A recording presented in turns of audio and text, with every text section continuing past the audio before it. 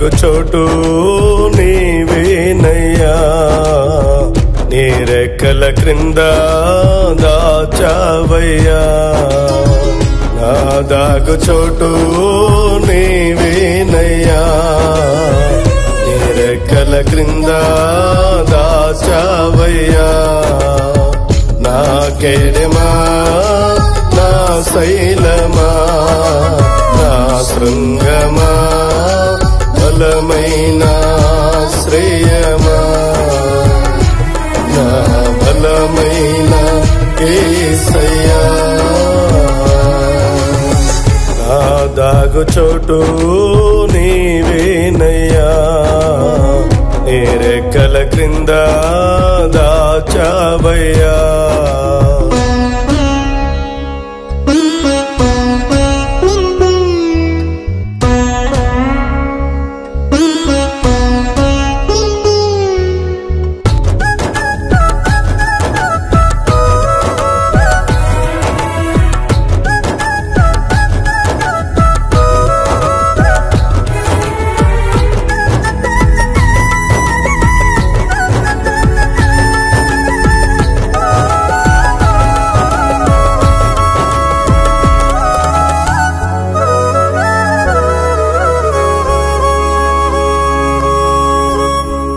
పరిపూర్ణమైన సౌందర్య సియోనులో నీ ముఖము నాపై ప్రకాశించగా,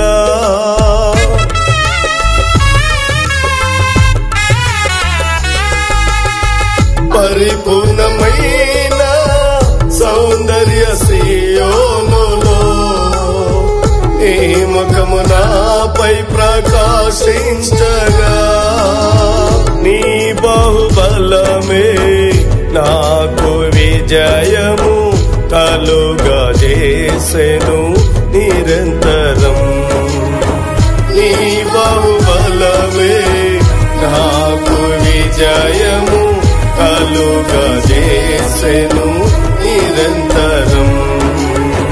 నా కేడమా, నా శైలమా, నా శృంగమా, బలమైన శ్రేయమా, నా బలమైన యేసయ్యా.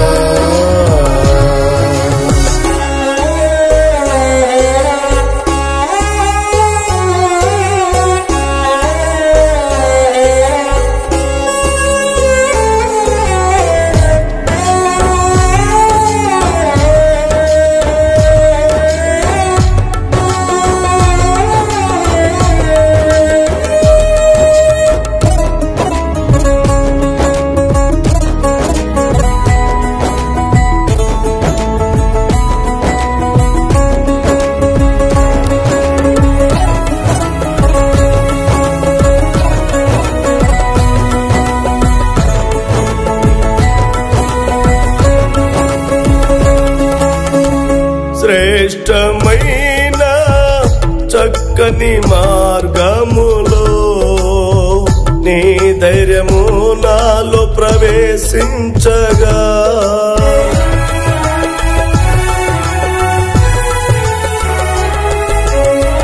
శ్రేష్టమైన చక్కని మార్గములో నీ ధైర్యము నాలో ప్రవేశించగా, నీ సర్వాధికారమే నాకు సంతోషము కలుగజేసెను మరణాంతరం.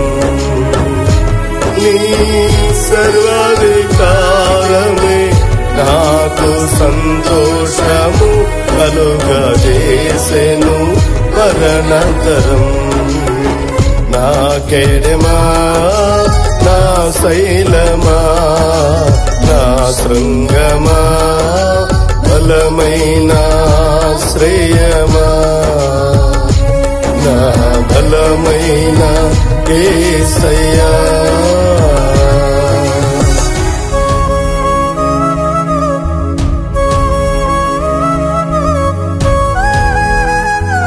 ప్రభువునందు ప్రియమైన దైవ జనమ, మీ అందరికీ నజరేయుడైన యేసుక్రీస్తు నామములో శుభాభివందనాలు. తెలియజేస్తున్నారు. బాగున్నారా? దేవుడు మీ తరములను బహుగా దీవించి ఆశీర్వదించునుగాక.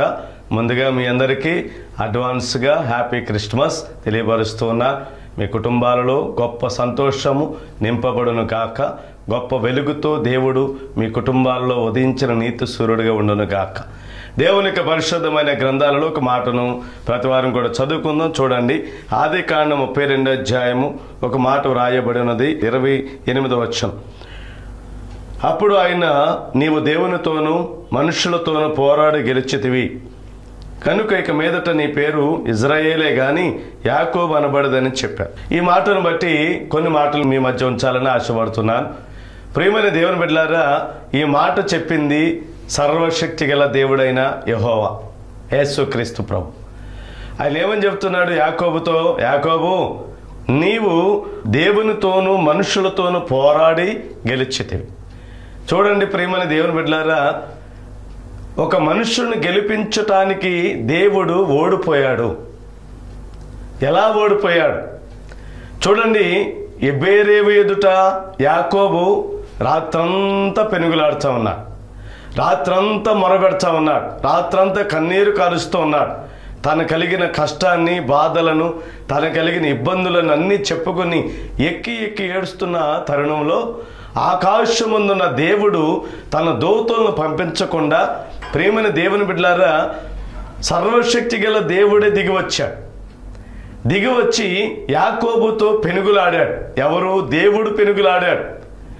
దేవుడు పెనుగులాడినప్పుడు యాకోబు యొక్క ప్రార్థన విని, యాకోబు యొక్క కన్నీటి ప్రార్థన విని, యాకోబు మొర్రపెట్టిన విధానం విని, యాకోబు ప్రార్థన చేసిన అనుభవాన్ని చూసి ఆ మాటలు వింటున్నప్పుడు యాకోబుతో ఏ విధము చేతనైనా గెలవాలనుకునే దేవుడు చివరకు ఆ పరిశుద్ధాత్మ దేవుడు యాకోబు చేసిన ప్రార్థన, యాకోబు చేసిన మొర్రపెట్టిన మొర్రలకు దేవుడు ఏమయ్యాడంటే ముద్దుడైపోయాడంట. అందుకే దేవుని లేఖనం సెలవిస్తుంది, దేవునితో పోరాడి గెలిచెను. ప్రియమైన దేవుని బిడ్డలారా, దేవునికి మనమంటే చాలా ఇష్టం. మనను గెలిపించడానికి దేవుడు ఓడిపోయాడు. ఎబేరేవు ఎదుట యాకోబుని గెలిపించడానికి దేవుడు ఓడిపోయిన సందర్భం కనబడుతూ ఉంది. చూడండి, యాకోబుని జీవితాలలో మీరు పరిశీలన చేయగలిగితే బాల్యపు దినాలు మొదలుకొని ఓటమి పాలైన అనుభవాలు కనబడుతున్న యాకోబుకి. ఏశావు అయిన తన అన్న దగ్గర ప్రియమైన దేవుని బిడ్డల ఓటమి పాలయ్యాడు. తన తల్లిదండ్రుల దగ్గర ఓటమి పాలయ్యాడు. తన మేనమావైన లాబాను దగ్గర ఓటమి పాలుగా కనబడుతూ ఉన్నాడు. ఎలాగూ లాబాను దగ్గర ఓటమి పాలయ్యాడంటే 20 సంవత్సరాలు బానిసగా యాకోబు లాబాను దగ్గర బ్రతికిన ఆ దినాలే ఓటమి పాలు. అలాంటి ప్రతి మనుషుల దగ్గర ఓడిపోయిన యాకోబు దేవుని దృష్టిలో చూడండి ఎంతగా గెలిచాడు. చూడండి, అందరి దగ్గర ఓడిపోయిన యాకోబు దేవుని దగ్గర ఎలా గెలవగలడు అంటే దేవుని లేఖనం సెలవిస్తుంది, దేవుడు యాకోబును ఎంతగానో ప్రేమించాడు. ఆ ప్రేమ యాకోబుని గెలిపించింది. దేవునికి స్తోత్రం. ప్రియమైన దేవుని బిడ్డలారా, ఈ రోజున నిన్ను గెలిపించాలని దేవుడు నీ కొరకు ఓడిపోయాడు. చూడండి, దేవుని యొక్క పరిశుద్ధమైన గ్రంథాలలో లేఖనాలు చూడగలిగితే 27వ అధ్యాయం ఆదికాండము 43వ వచనములో రాయబడిన ఈ మాటను మీరు పరిశీలన చేయండి. కాబట్టి నా కుమారుడా, నీవు నా మాట విని లేచి హరానులోనున్న నా సహోదరుడికి లాబాను వద్దకు పారిపోయి నీ అన్న కోపము చల్లారు వరకు, నీ అన్న కోపం నీ మీద నుండి తొలగిపోయి నీవు అతనికి చేసిన వాటిని అతడు మరచు వరకు లాబాను వద్ద కొన్నాళ్ళు ఉండుము. దేవునికి స్తోత్రం. తన తల్లిదండ్రులు చెప్తున్న మాట ఇది, యాకోబుకి చెప్పిన మాట ఇది. ఏశావు దగ్గర నుండి పారిపోయిన అనుభవం కనబడుతుంది. ప్రియమైన దేవుని బిడ్డలారా, ఇక్కడ ఓటమి పాలైన యాకోబు మరలా దేవుని లేఖను సెలవిస్తుంది. ఇక్కడ కూడా మరి యొక్క మాటను మీరు పరిశీలన చేయగలిగితే ఇక్కడ లాబాను దగ్గర కూడా ఓడిపోయిన సందర్భం కన్నులార మనం చూస్తూ ఉన్నాం. లాబాను దగ్గర కూడా ఓడిపోయిన వాడిగా కనబడుతూ ఉన్నాడు.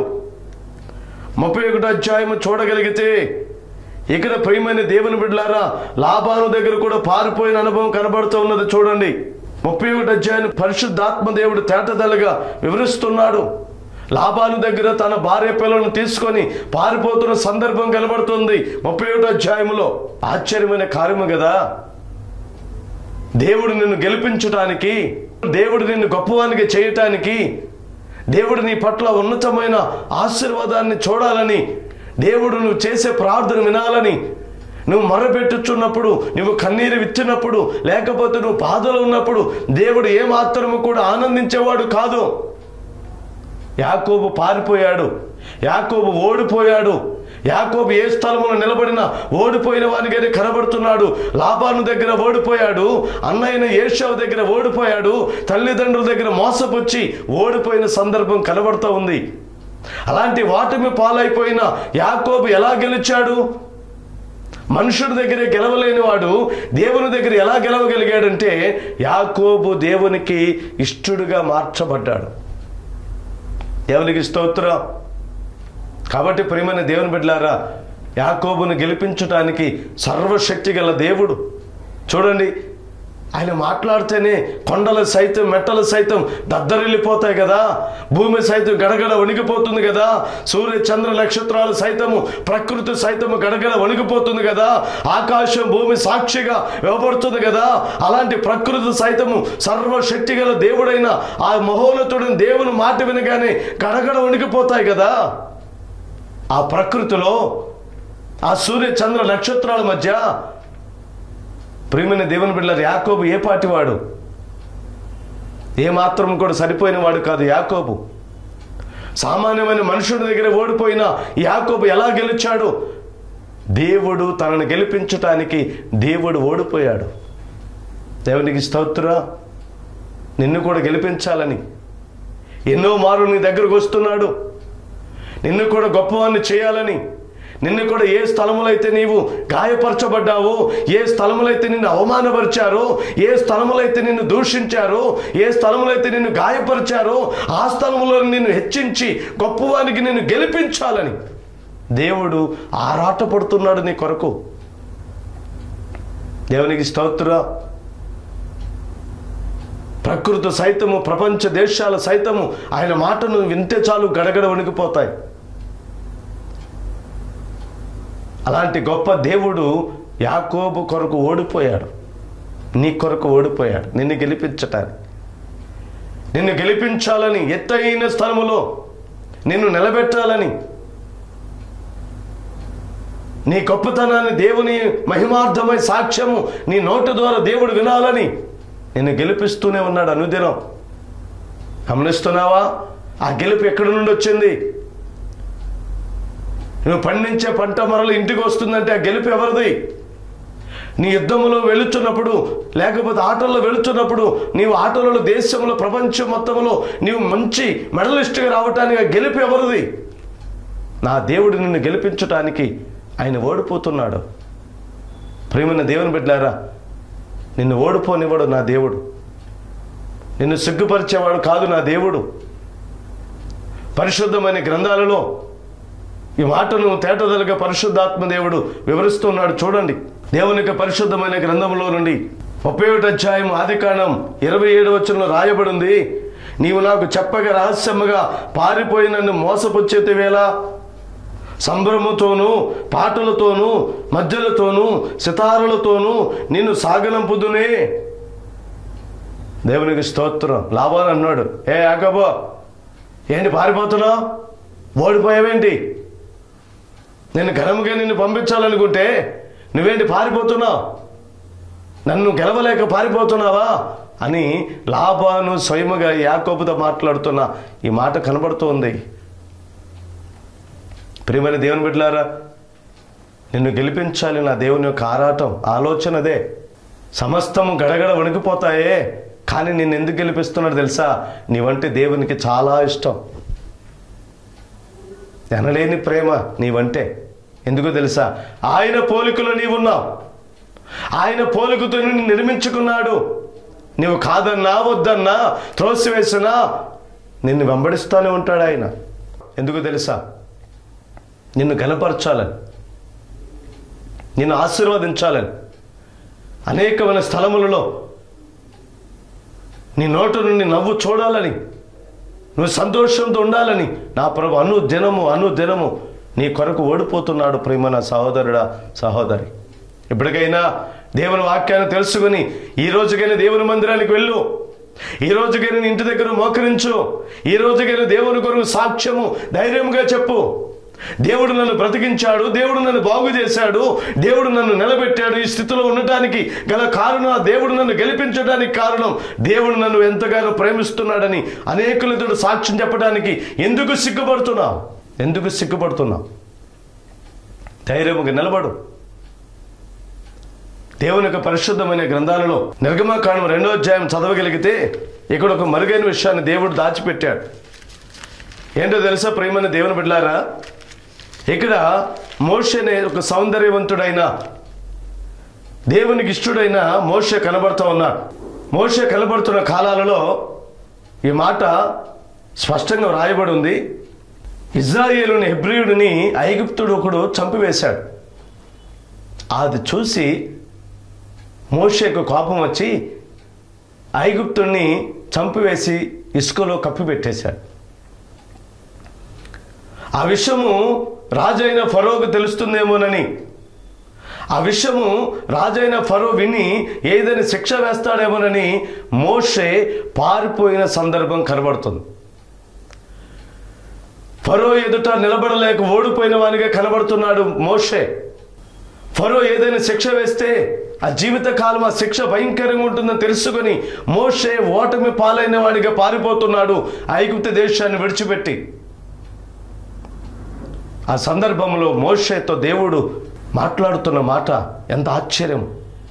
సర్వశక్తి గల దేవుడు నేనే మోషే,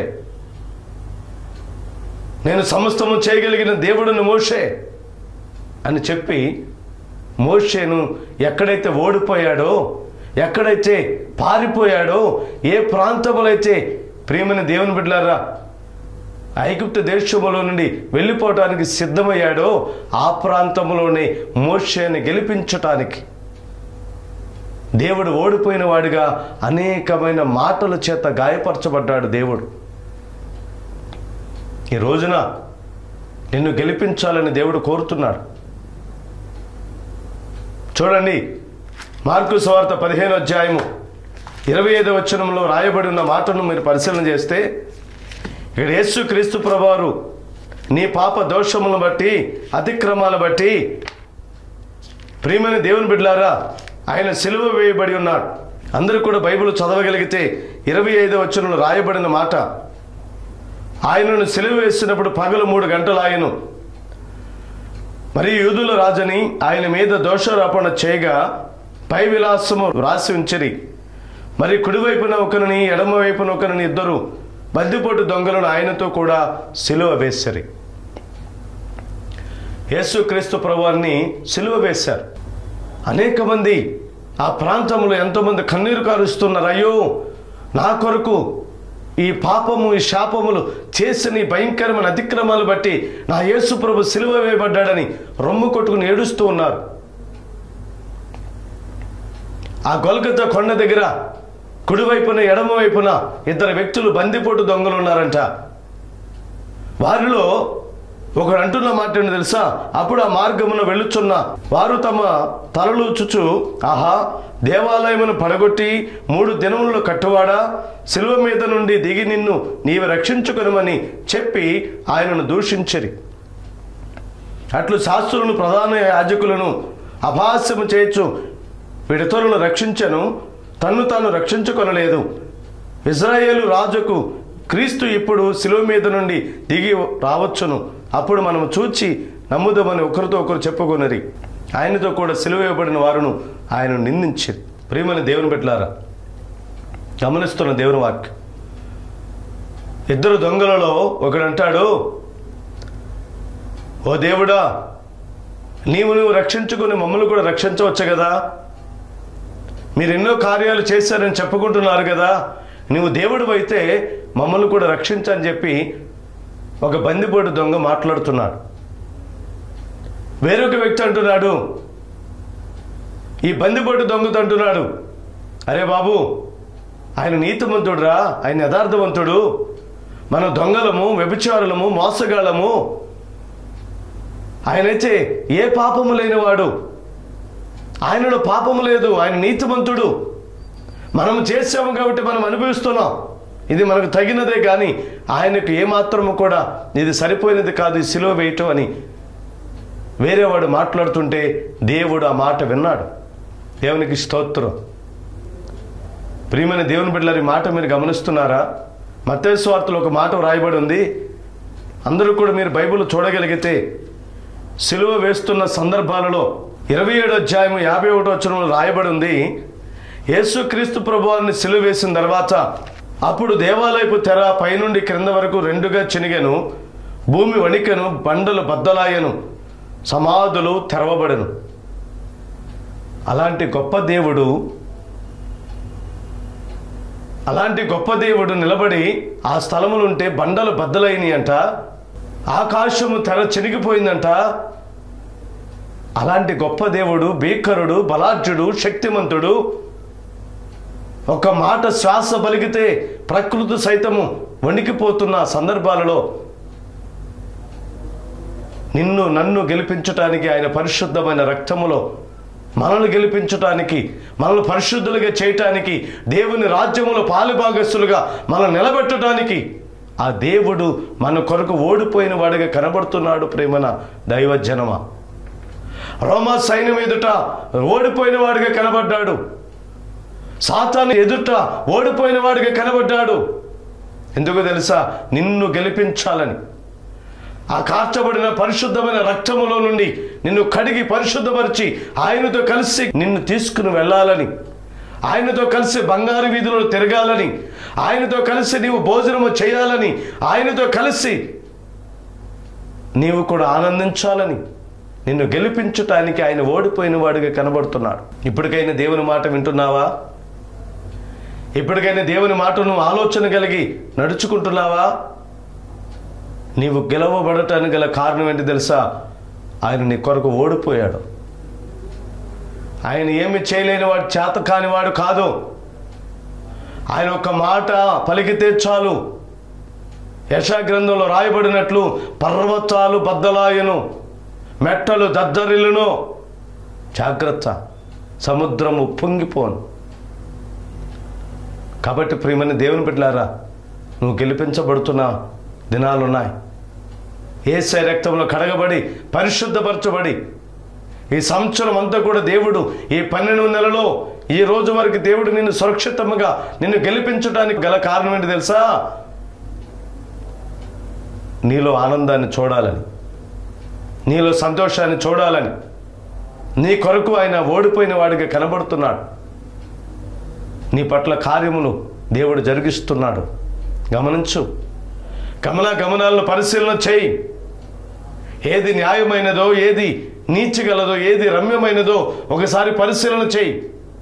ఎవరు నీ కొరకు ప్రాణం పెట్టారు, ఎవరు నీ కొరకు ఇదిగో కల్వరి గిరిలో 10,000 రక్తబొట్టులు కార్చారో ఒకసారి ఆలోచన చేయి. ఆయన ఓడిపోయిన వాడిగా ఎదుటివానికి కనబడవచ్చు, కానీ నిన్ను గెలిపించుట కొరకే ఆయన ఓడిపోయినట్టుగా కనబడుతున్నాడు. దేవునికి స్తోత్రం. నిన్ను ఓడిపోనివ్వడు, నిన్ను ఓడేవానికి చేయడు, నిన్ను ఓటమి పాలు చేసేవాడు కాదు నా ప్రభు. యాకోబును గెలిపించిన దేవుడు నిన్ను గెలిపించునుగాక, నీ బిడ్డలను గెలిపించునుగాక. నువ్వు వెళుతున్న ప్రతి మార్గములో నీకు దేవుని యొక్క శక్తి బలము నీకు తోడైనగాక. కాబట్టి ప్రియమైన దేవుని బిడ్డలారా, రెండో దొంగ అంటున్నాడు, ఆయన నీతిమంతుడు, ఆయన పరిశుద్ధుడు. మనమైతే తగిన వారమే. మన దొంగలం, మోసగాళ్ళం.